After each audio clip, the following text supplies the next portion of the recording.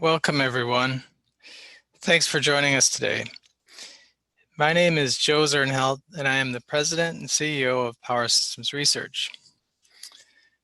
The current global situation is one that's likely to have a deep impact on key segments of the world economies and is unlike anything we've seen in recent times. We believe that the global nature of the pandemic, coupled with its high intensity and potentially longer duration, has the ability to alter the business landscape in ways not seen previously.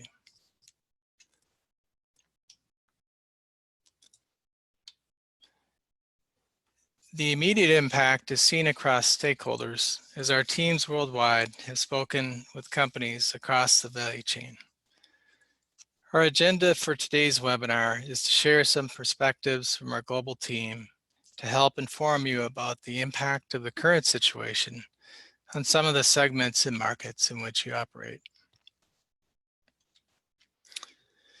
We have a mix of attendees today. Some of you are familiar with Power Systems Research and some not as familiar.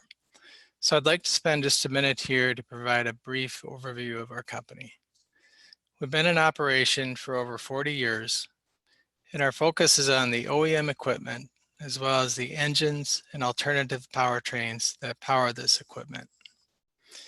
With our headquarters in St. Paul, Minnesota, we are a global organization with a market presence in all major world regions.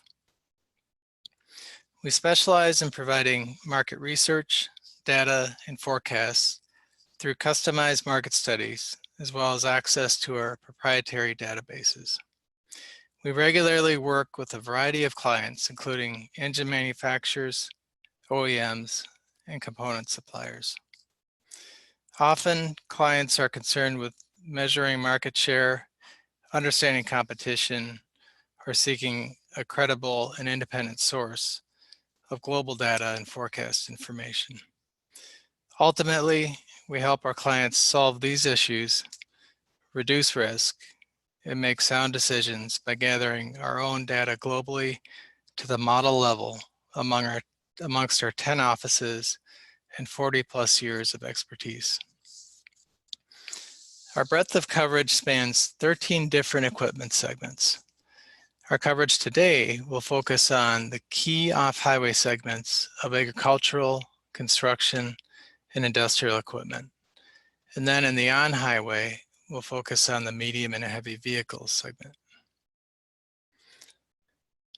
Finally, I'd like to highlight two reports that you should have seen when registering for today's webinar. The first report is a special report titled Coronavirus and its Global Impact on Engine and Equipment Production. The second report is our Truck Production Index, or TPI, for Q1 2020. Both of these reports will be available and sent out within the next week. If you didn't select these at registration and are interested to receive them, please contact us and we'd be happy to include you on the distribution. With that, I'll turn it over to Jim Downey, our Vice President of Global Data Products. Thank you. Thank you, Joe. Good morning and good afternoon, wherever you may be, to all the attendees. So I'm going to do a global overview of the coronavirus impact, and then I'll pass it over to regional analysts. The four things I'm going to concentrate on are the impact on the supply chain, just looking how the virus is working from east to west and some of the commonalities we're seeing. I want to highlight our current 2020 production numbers that we've projected with our Q1 database update published that we just did at the beginning of April. And then again, lastly, I'll have regional analysts will help us look at different scenarios for this year in terms of production numbers, looking at what we currently have, best case and worst case. So looking at the supply chain, as we know, this is a very difficult time for governments, organizations, and even citizens. It's a real challenge. The pandemic is threatening not only public health, but also the stability of economies. International supply chains are very vulnerable to disruption, as we know. Uh, Many production plants have either shortened their hours or have completely closed in some cases. Another issue is congestion at ports. Some containers not being picked up by manufacturers, which is causing issues as well. We'll probably see the lower demand in North America. I think will probably affect Chinese production and other places this year as well. Just kind of some basic stats as of yesterday. I mean, we're almost at 2 million cases globally. Deaths we're over 125,000 now.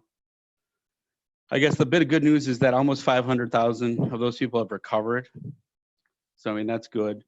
Also, China's reopening their business, so again, that's something to look towards as well in terms of how long we can reopen. Europe may have hit their peak. U.S. Here, where it's varying state to state. 6 states. There's only 6 states that are not on a stay-at-home order currently. But U.S. has surpassed both China and Italy in cases and deaths at this point. Just looking at our current 2020 production numbers, so what we've projected this far, again with our most recent publish as of early April, we are forecasting production to be down this year. Looking at ag machinery, we have down 9%. Construction equipment also down 9%. Industrial segment down 10%, and medium heavy vehicles even more at 16%. So that again, that's our base case globally. We do show we're forecasting things to rebound a little bit next year, but again, we'll have to see how that goes. And then the next thing we want to do is look at, as I said, the different scenarios for the regions. Again, the base case, what we have, the best case and the worst case for North America, South America, Europe, and Asia. So with that, I'm going to hand it over to Joseph Sheremetya, who is our Director of Product Management and Customer Experience, and he's going to talk to you looking at the off-highway segments in North America. Thank you. Thank you, Jim. Welcome. My name is Joseph Sheremetya. I'm based here in our headquarters in St. Paul, Minnesota, and I'll cover off-highway segments in North America. From the first arrival of COVID-19 in the US on January 21st, in less than 3 months, over 600 cases have been confirmed and close to 26,000 deaths have been reported. This pandemic has ended the longest economic expansion recorded in history, in the US history. Virus has brought not only the health concerns, but also economic uncertainties that followed by lack of demand in most sectors, both domestically and globally.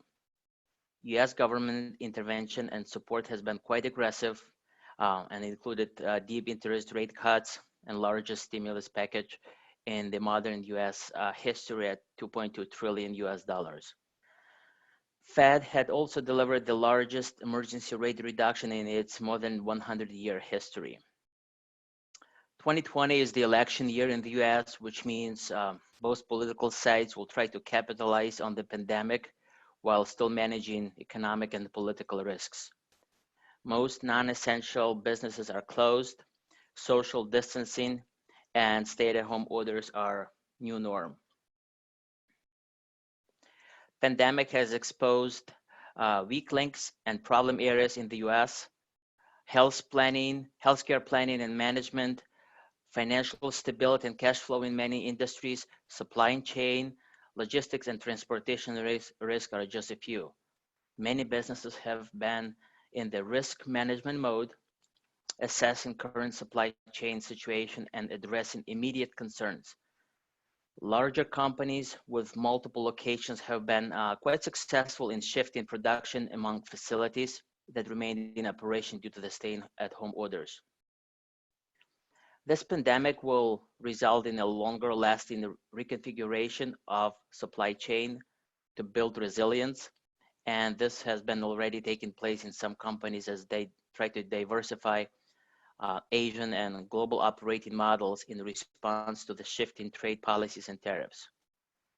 The key here is understanding how global manufacturers are managing through disruption to their supply chains will help all businesses to structure their own response and recovery strategies.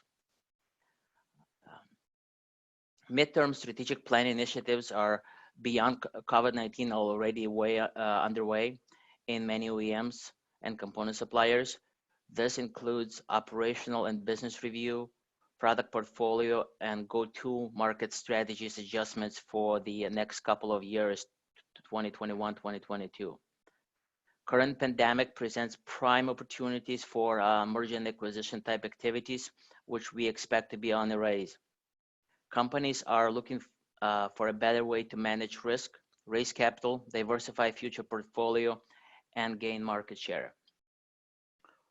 When we look at all possible case scenarios, we consider how quickly the virus will be contained.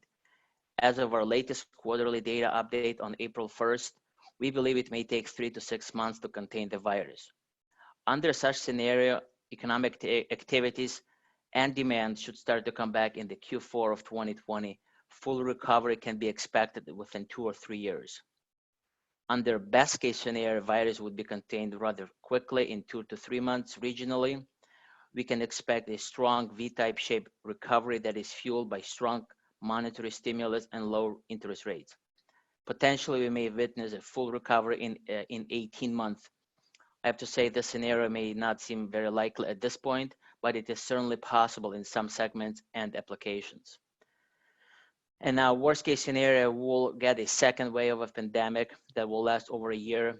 This will lead to a prolonged negative economic impact and a recession, both here in the US and globally.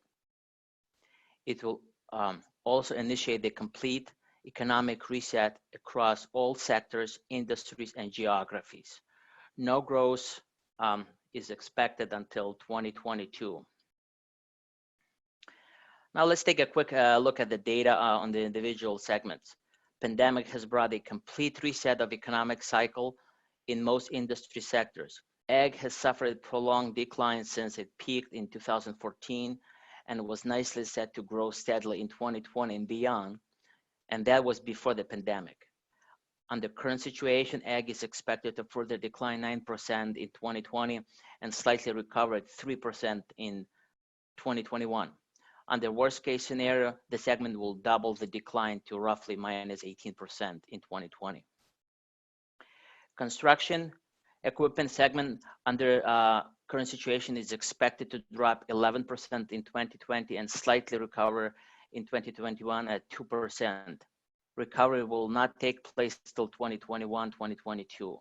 Under worst case scenario, the segment could drop close to 30% in 2020 with additional 8% decline in the following year. Industrial equipment segment primarily follows construction. We expect a 12% decline in 2020 with a slight recovery in 2021. Should the virus not be contained, the 2021 deterioration could be at roughly 26, 28% or even more, following an additional 7 to 8% decline in the following year. Recovery will not be expected till 2022. With that, I'm going to introduce you to Chris Fisher. Chris is an industry expert on commercial vehicles, and he leads our global research on medium, heavy, and light commercial vehicles. Chris? Thank you, Joseph, and good morning, everybody. In mid-March, the OEMs were experiencing little to no supply issues. However, that appears to have changed somewhat. During the past month or so, the OEMs have continued to move the shutdown dates further out, citing part shortages, low truck demand, and stay-at-home orders. Currently, most OEMs have temporarily shut down production through April. I see where Navistar moved it out on the Springfield plant until May. It is likely that this will be extended for various OEMs depending on part availability and in-house truck orders. Even when the OEMs come back online, they still may experience short-term shutdowns. After near record production years in 2018 and 2019, the heavy truck market is currently at overcapacity. While larger fleets will likely remain on their replacement schedules during the year, the smaller fleets may delay their purchases until the economy improves. Some of the fleets will likely turn to the used truck market or even lease vehicles rather than to tie up cash. With regard to the impact of 2020 production, the key driver will be how quickly the suppliers will be able to get back online when this is over. Getting businesses restarted is critical to the speed of this recovery, because basically the longer this shutdown, the more difficult it will be to restart.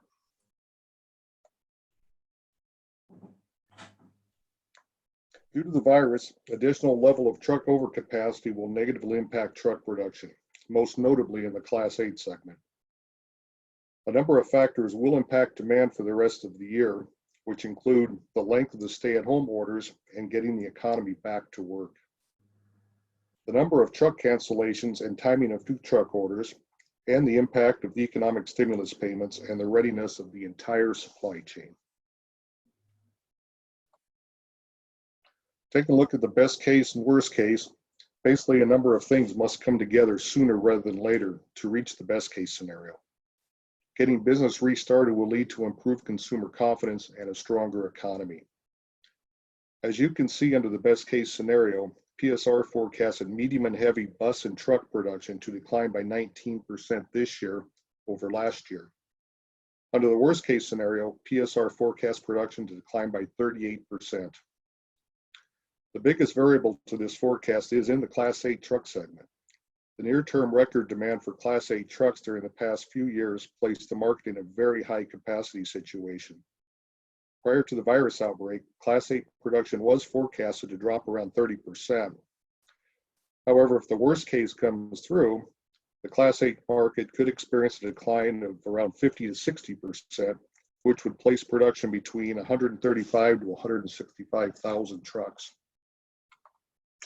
With this, I'll turn over to Carlos Briganti, who's our Managing Director of South America. Thank you. Thank you, Gene. Good morning, good afternoon to everybody. I'll talk about South America.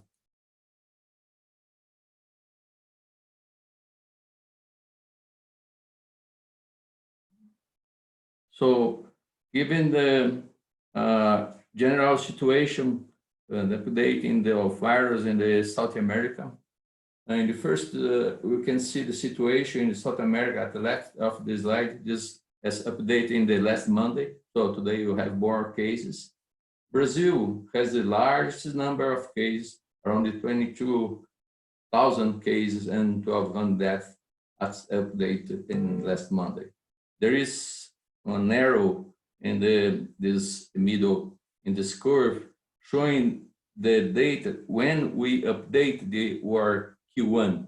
So means that in South America the virus reached us late than in another area. So then this increased very much after this date.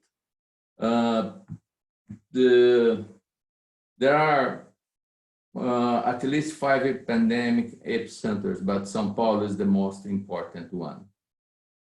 Peak expected by May, and the quarantine would finish by 30 week of April, but perhaps it will extend in critical areas with some flexibility in other regions. Moving to the activities in South America, I'm focusing now in the plants in Brazil.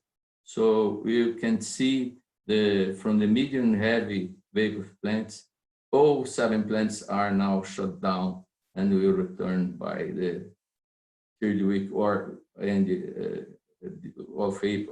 of April. From the off-highway segment, we have 21 plants and 14 shut down, only 7 plants are working. local suppliers basically are following the programs and shut down the plant.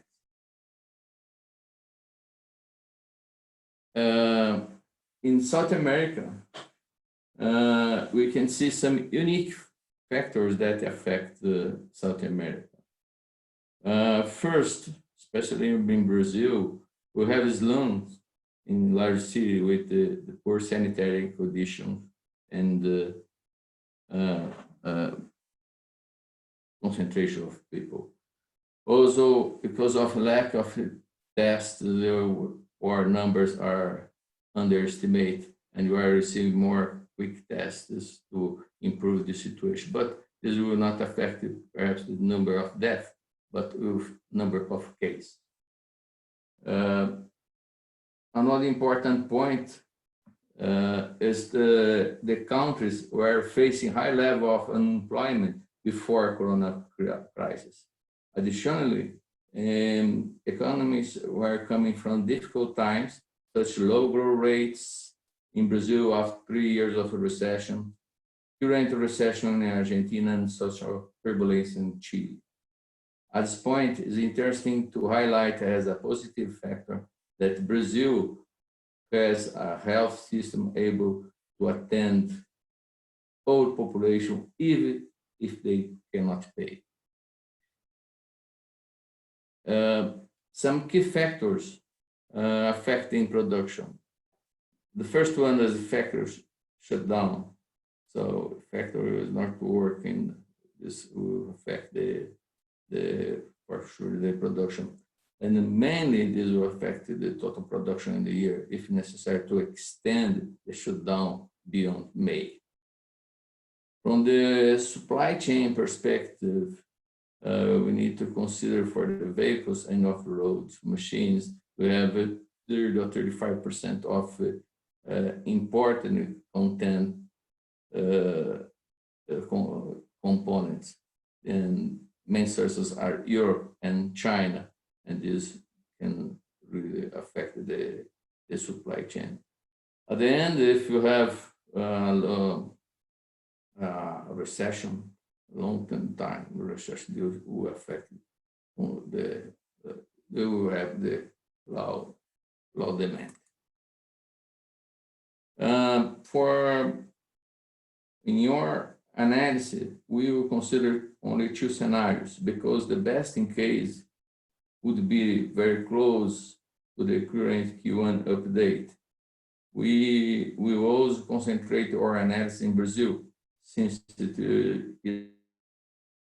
is the hub of production of million of highway machines in South America. Our bulletin is considering a return to more normal activities in July and would start in the recovery in the second half of the year. At the end, the GDP would be flat, the downturn in the second quarter. Also, government is inserting around $200 billion to help poor people and small business, as well leveraging the economy in construction segment, mainly with credit. So it's not only expenses, more credit available to the companies. In the worst case, we are considering the return to more normal activities in September, causing a GDP downturns of -5%. At the same time, it will be difficult to the government find more resources or incentives to leverage the economy. Moving to analysis of the segment, starting to, I would say that we will not analyze industrial segment because the most important off-road machines are imported and the remainder products are very diversified. So then starting with the agricultural segment, it's important to take in consideration that this segment dropped from 2018 to 2019 to the credit issues for small tractors. So 2018 2020 would be a recovery year. In 2020, we reached the record grain crop in Brazil, increasing 4% from previous year. The main plantations in Brazil are located in a large region in center-west of the country, not reached by pandemic, so they are keeping the activities. Credit is now available and commodities prices are currently stable. I could say no significant fluctuation in the prices. Based on this, we are forecasting small growth for 2020 and to this growth in 2021. In the worst case, this is associated to a global recession affecting confidence in overall economy as well as later return of the machines production. So production would downturn by 15% with a small recovery in 2021. Moving to construction segment. For construction segment, our bulletin is considering 5% growth, mainly due to the government incentive for construction for homes in the residential home. Agricultural and mining commodities would stay at the same range of price. It's important also to explain that some construction machines are used in agricultural activities. Since mining activities remains at the same level, Brazil would keep exports to South America too. The worst case, consider that government would have no more resources to keep the incentives for construction, as well as the global recession affecting all the segments in the economy. So production would downturn 50% in 2020 with a small recovery in 2021. Moving to medium and heavy segment.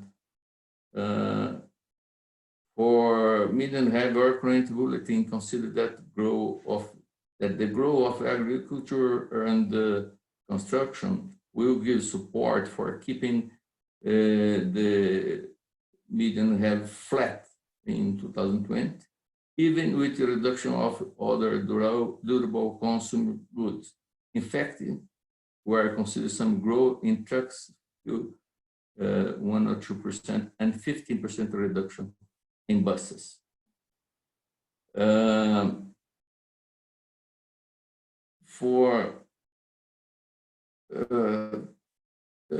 The worst case, consider a reduction in construction activities as well as a global recession affecting the economy. Then medium and heavy would reduce by 20%, and buses will be impacted by 30%, minus 30%, with only a small recovery in 2021. Now I will pass the presentation to Emiliano, or Senior Business Development in Europe. Thank you. Thank you very much, Carlos, and welcome everybody. I'm Emiliano, working out of the European office in Brussels, and we're gonna have a high-level coverage of Europe today. Of course, for all the European folks, this is gonna be something you already know, but for people from outside the region, hopefully it's gonna shed some light. So first thing I want to highlight is really the uncertainty that is influencing businesses and people here in Europe. We have implications that are changing weekly and also daily, depends which phase of the pandemic each country is. The economy in the region has been dramatically affected. We are already seeing countries entering in recession, and we are expecting the entire region to do so in the coming weeks. The IMF has in fact just confirmed our assumption yesterday afternoon, showing Europe down 7% this year. In order to fight this situation, European institutions and countries have been injecting many funds in the economy. We have more than 2 trillion euro that were used to sustain the economy, and we have another 540 billion euro that have been approved by the EU finance ministers. However, this last package will need to be approved by every single state, and it's not going to be something straightforward. It might not happen, in fact. As for the supply chain and then the implications on the medium and heavy and the off-highway segments, things that we have to consider is that the OEMs are adapting to the new normal, and that means that in most of the countries they have shut down the operations, and they have reduced the sales target. Of course, in some cases we've seen OEMs converting their production to medical appliances in order to sustain the fight against COVID. And of course, also all operations that were possible to switch to smart working has been done so. There is also some of the drivers and the influences that we want to consider on the production volumes are the governmental limitations, where factories were forced to close, and even in cases where they were not forced to close, the low demand suggested the OEMs to do so. So this is very important to understand. Another thing to take into consideration is the impacts on the supply chain. We know that China was hit first. That's where it originated. In fact, things are going back almost to normal, and companies that are relying a lot on Chinese suppliers would be actually in the position to restart normally, but it's not the case, as we've seen. But what is happening is that now companies that are relying more on Indian suppliers and European suppliers are definitely suffering more and will suffer more in the coming weeks. Some factors unique here in Europe. Of course, the fragmentation. The region is made by more than 30 countries. We have different approaches in each country. And the other critical thing to consider is that the virus is hitting the different countries at different times. This is very important. We know that the virus has been moving from east to west on a global scale, but what is happening in Europe is actually the way around.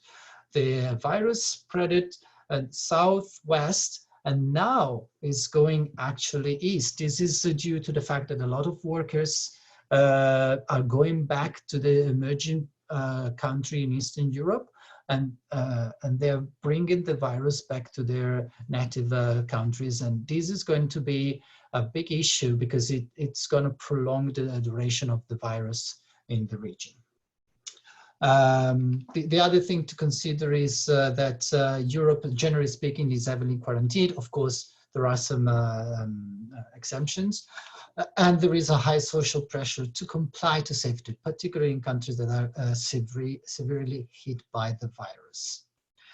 The healthcare system is accessible to everyone, which is obviously a very positive point, but unfortunately, in some of the countries has collapsed and is not able to cope with the high demand, which has turned in a very high rate of that people, unfortunately. Now we have a look at the data that we have published at the beginning of April, and which will be our current scenario.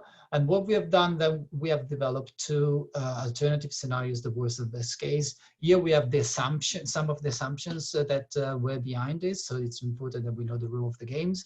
And in the worst case, we're going to restart production only at the end of the year, if not at the beginning of next year. That means that the COVID will remain. We're going to have a second waves. We're going to have very heavily legal restrictions and directives from countries not to restart the production, increase social distancing, and the demand will remain very subdued. In the current scenario, we think that restart is going to happen this quarter. In fact, in some country is happening already, or early next quarter, and there will be a mild recovery next year. Social distancing will remain with us, with also some other limitations, and the demand will slowly pick up. And then the best case, we're going to see the restart in the coming weeks, with a better recovery for 2021. Having said that, please note that if anything, we think that we are going more towards the worst than the best. We take now a look at the agricultural segment. First thing I want to say is that the ag industry is probably the one that is better positioned, because people still need to eat. There is a high demand for food at the moment, and that's it's basically also detected by the fact that people are stressed about the situation, and they're going towards essential things like food. But what we consider in the best case scenario is that the commodities price will continue to rise. They were rising at the beginning of the year. And therefore, there will be more availability for farmers to buy new equipment. And in the worst case scenario, we're going to see more volatility, the crisis extended, and therefore less financial power to buy new equipment. I want also to say that we looked back at our data in 2008, and we, even in the best case scenario, we're still almost 20% below 28 machinery production in Europe. And for the next coming years, we don't see going back to those levels. Because now, quickly on construction and industrial, these segments are very linked together. A lot of the industrial equipment is used in the construction industry. And these two segments are going to rely a lot on the funding that the European institution will be able to allot for infrastructure spending. The other thing to say is that both segments were coming from 4 years of consecutive growth, particularly in the industrial one, and therefore they were already approaching a downturn before the crisis started. It was, in fact, the same trend for the medium and heavy segments. We had the peak in 2018, and in 19 we already were seeing a reduction in the demand and in the production here in Europe, and this is was confirmed in Q1 2020, before the pandemic exploded in Europe.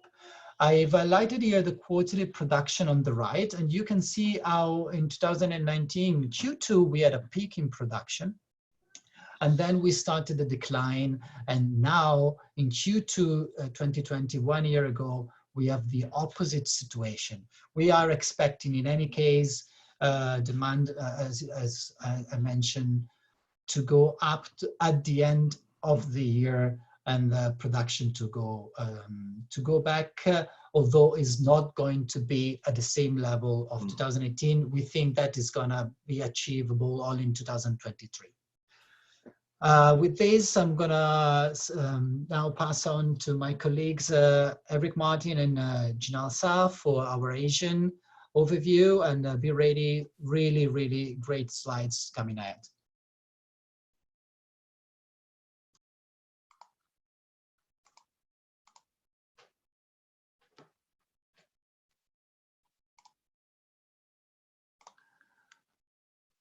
Thank you, Emiliano. Today we're going to look at 3 scenarios for 2020 equipment production volumes in China, South Korea, Japan, and in Southeast Asia. China, as has been discussed, has gone through a major cycle, and most factories, about 80% are operating, most workers are back to work, although they are not at full capacity. Japan had a state of emergency April 7. Most businesses have remained open, the same in South Korea. In fact, they just had their election today, which was a good sign. In Southeast Asia, we have varying levels of lockdown by country, and we still see fairly low levels of COVID-19, although Singapore the last 2 days has ticked up. So now they're well over 3,000 cases. China annual production volumes, COVID-19 coincided with Chinese New Year. And so January sales, February sales, which were already going to be a little bit down because of the New Year, were really slow. Although recovery in March was very positive. So the back half of the year, there is reasons for optimism. Ag tractors, equipment production for ag tractors typically peaks in late fall and in the spring. We do expect the growth to come back in the fall and that it will be fairly strong. Forklifts are often, the demand is highest leading up to the new year. In this year, we expect Q2 to have higher sales, which is not a natural peak. Excavator sales really plummeted in January and February, although there was a really significant rebound in March. And so that's a very good sign for excavator equipment production. And heavy duty trucks will be slightly down from 2019. Some of the OEM comments are fairly positive. Dongfeng looking at heavy duty truck volume of over 120,000. All their MHV lines a little bit up over 2019. Tan Shiguang has discussed volumes that will be just slightly under what they were in 2019 for heavy duty trucks, still over 1 million units, 1.1. We do see the impact of COVID-19 in other regions when it comes to some of the specialty vehicles, the chassis that come in from Europe, or the engines that come in for use in excavators. So there is some impact globally on the supply chain, but generally the applications we're talking about today are manufactured in China and the majority are used domestically. So if we look at some of the charts for the applications in China, we're still seeing, in the case of ag tractor production, a drop from 8 to 12%. The range, again, is not as great as it's going to be in Japan, South Korea, and Southeast Asia. Chinese forklifts, relatively stable. We're not looking at a big drop.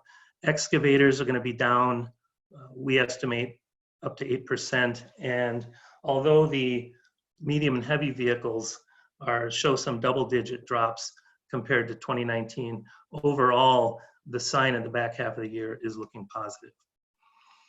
Japan and South Korea, the OEMs have implemented production cuts and slowdowns to help with, well, first it addresses low demand, but also in terms of worker safety and mitigating some of the effects of COVID-19.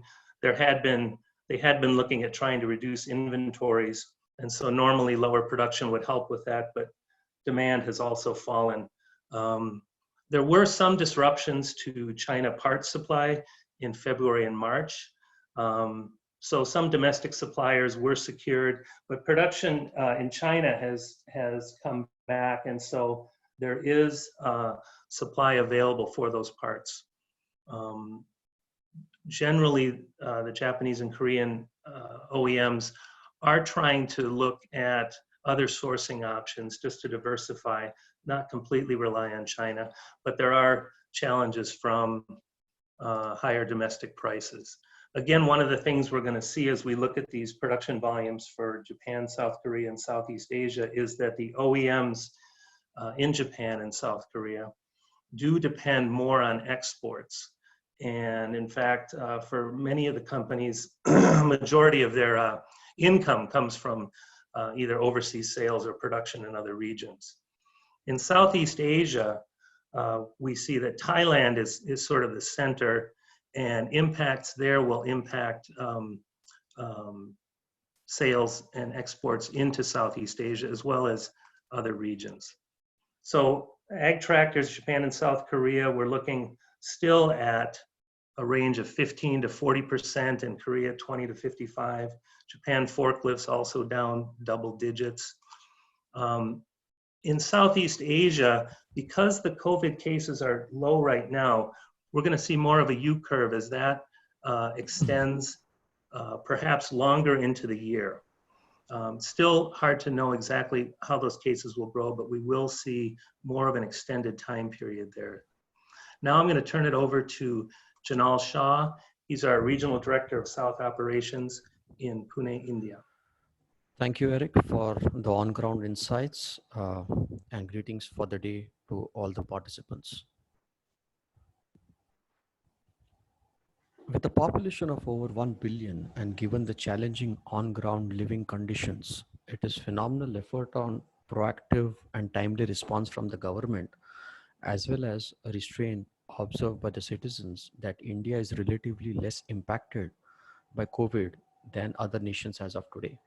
The spike in cases, as you observe on the graph, are more focused towards the west, central, and south of India. And we believe about 40 to 50% of production plants across segments are likely to see high impact as we gradually relax the lockdown norms in this quarter. It will be certainly an expensive affair from economic standpoint, and as a result of multiple impact parameters, we anticipate a delayed U or L-shaped recovery to cover up the lost ground. The top three challenges that we see for the short term in India are availability of contract laborers and ensuring safety of those who resume work, reassessing the inbound and the outbound logistics, and also identifying alternative component sourcing strategy, and at the same time exploring new markets.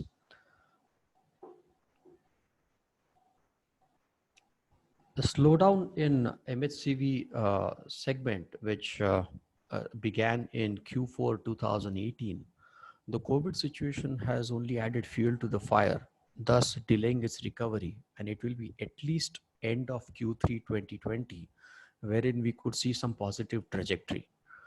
Despite some stimulus, relaxation of debt repayment schedules from the government, we anticipate a wave of bankruptcy of the component suppliers.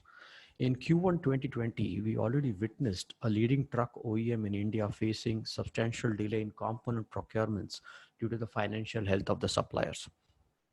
Many of the challenges that the industry is currently facing over the last year and a half will practically change the way the business has been done in the past. We believe this will be an era of consolidations, driving agile operations, focusing on localization, especially on the electronic components where the ecosystem is very poor in India, and moving up the value chain.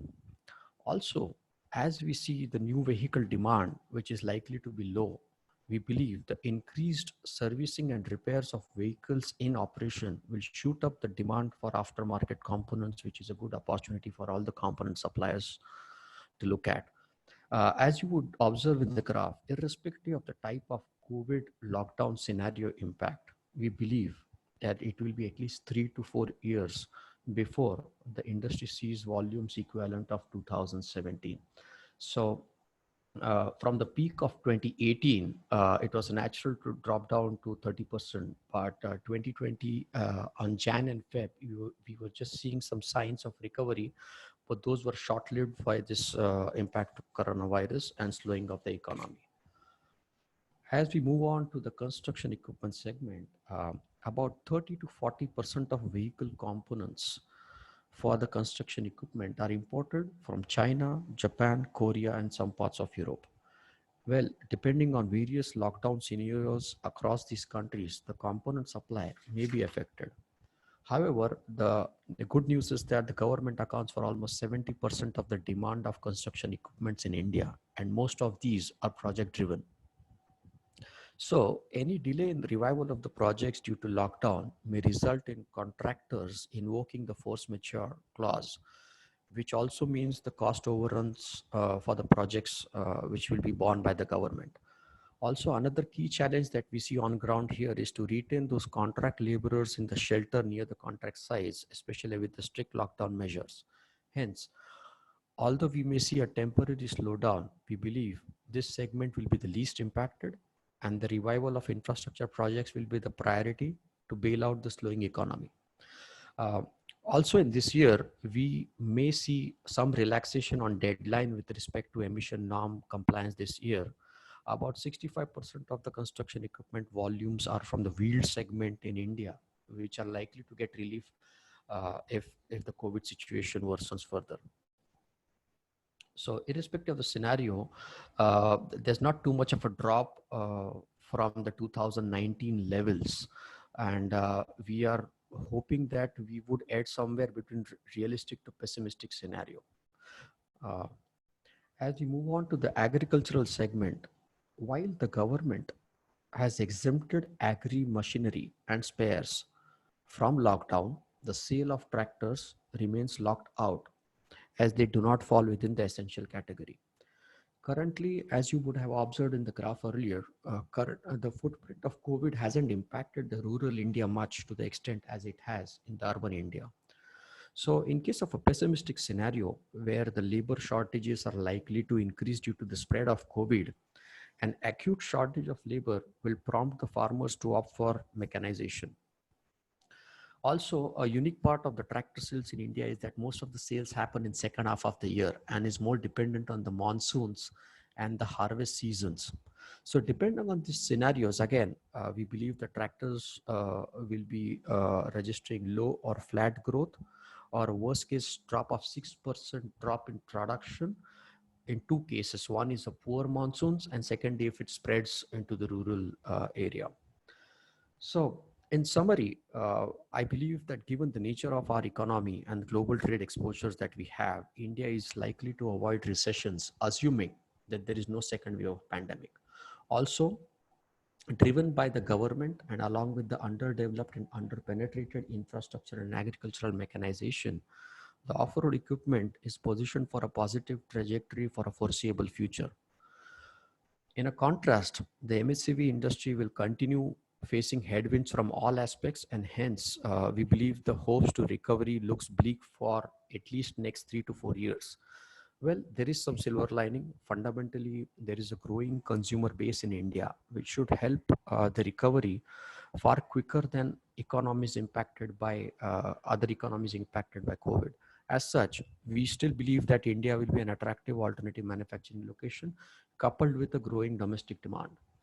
With this, I would like to request Joe for his thoughts on summarizing the webinar. Joe, over to you. Thank you, Janal. And before we move on to the Q&A session, I just wanted to say thank you to everyone for joining us today. We hope you've found this session insightful. It's obvious that the global picture is changing quite rapidly, and the impacts on the economies, as well as the supply and demand, will be a moving target as well. As you're working on your specific plans in the next weeks and months ahead, please feel free to reach out to us as a partner and resource in helping navigate these more uncertain times ahead. We'd be happy to set up a time for a brief consultation and see how we might be able to help.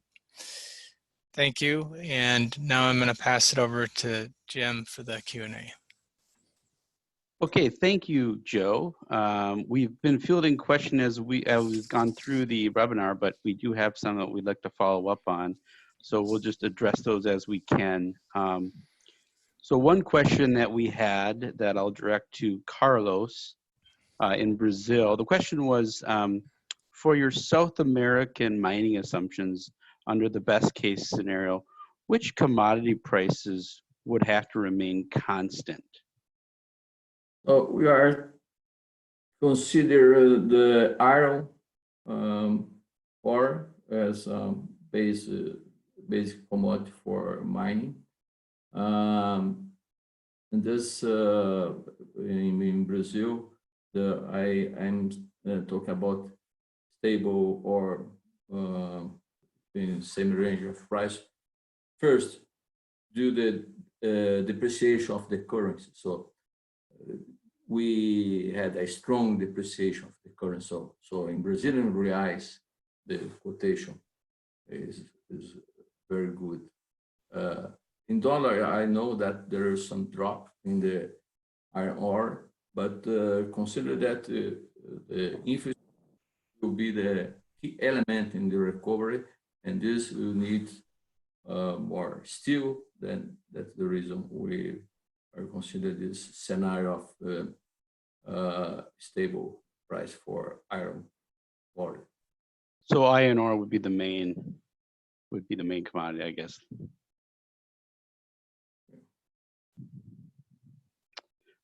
We have a question now for India.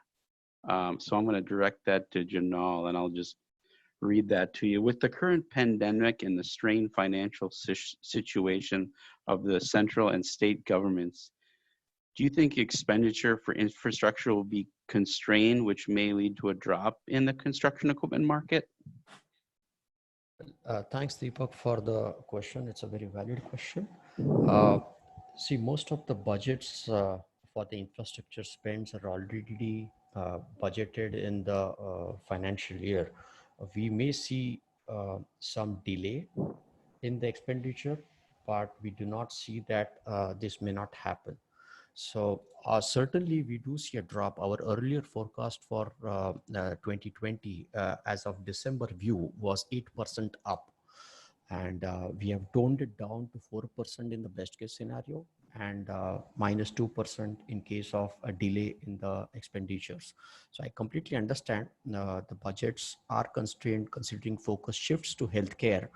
But having said that, it's utmost important that infrastructure spends come back on track to revive the economy because the private sector is already stressed out. So that's my short answer for your question. All right, thank you, Janal. Looks like there's one more for India too, just while I have you here, and you may not be able to answer this because it they're asking about how the LCV market and material handling market in India is going to look this year. So I'll take a quick answer on that as well. Well, LCV also, we are looking at downturn. Typically, when you have a cycle of medium heavy commercial upcycle, usually LCV is down. This is unique for last year and a half that we are witnessing all segments down. It's basically driven by lower freight demand, increased fleet utilization levels, and the axle load norms has resulted in lower demand across segments. And as such, we believe the oversupply that happened in 2018 will definitely take a longer effect with the current economic situation. So both the segments are likely to down. And material handling, cranes, it's typically rental driven. So OEMs have an opportunity to move up the value chain and get into the rental equipment business, which is largely unorganized. So that's an opportunity. And we are seeing a movement from a used crane to a new crane truck, new crane demand. So we believe that will be fairly stable. Is there any other question? Oh, that's good. Thank you. I'm going to move to a question on Europe. So maybe Emiliano might be able to help us here, and you may not. But the question was, you know, they were just wondering, looking at the breakdown for medium heavy in Europe between the Class 8 and the medium duty, that may be something we might have to follow up with. Yeah, thanks, Jim.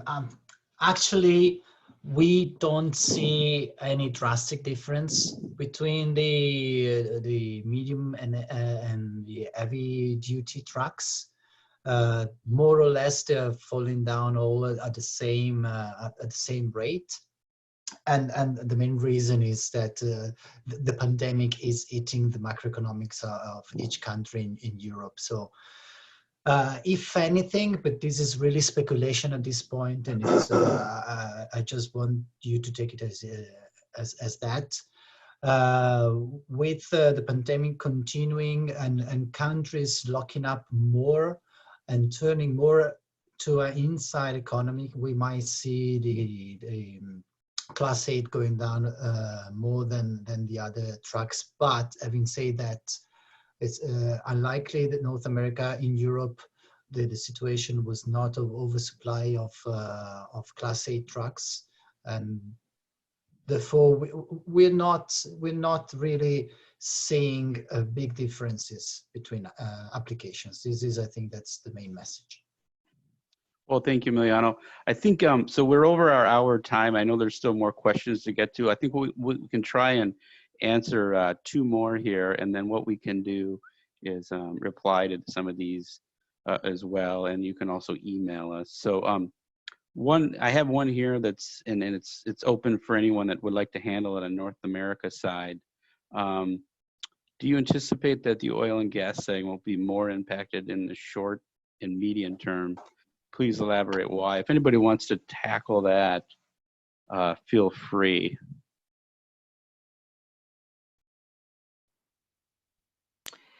Jim, Yes, I would like to take a shot on this. Based on what we hear about the oil and gas sector, specifically in North America, is related to the latest oil price speculation and disagreements between Russia and Saudi Arabia and basically OPEC and North America. So the idea, the situation we see that the prices are below sustainable level in the North America if they continue to stay where they are. So in the medium and or short and medium term, for sure, we will see lesser activities and for sure a slower demand for that type of equipment. All right, well, thank you. So I have one more here, Joseph, you may or may not be able to comment on, possibly Chris Fisher. This one is just asking, can you elaborate on the potential benefit of an infrastructure spending bill on vehicle production, especially Class 8 trucks in North America? Jim, I'd like to go on this. Can you hear me okay? We can, Chris. Yes, thank you. Okay, very good. What I'm thinking, I know infrastructure spending is on the table, but I think right now is more focused on spending to small businesses and people. With that being said, anytime we do have an infrastructure spending, we've still got a lot of capacity, because I believe the question was directed more toward Class 8s. We've still got a lot of capacity in the market, a lot of used vehicles in the market. So I would suspect any significant impact, if it is passed, if the level of implementation actually gets to where it needs to be, will be felt more in the future, more into 2021. All right, well, thank you, Chris. So we're at about 10:05 now, and I realize we haven't answered all the questions, but we'll reply to those. Again, you can reach out. All the contact information is there.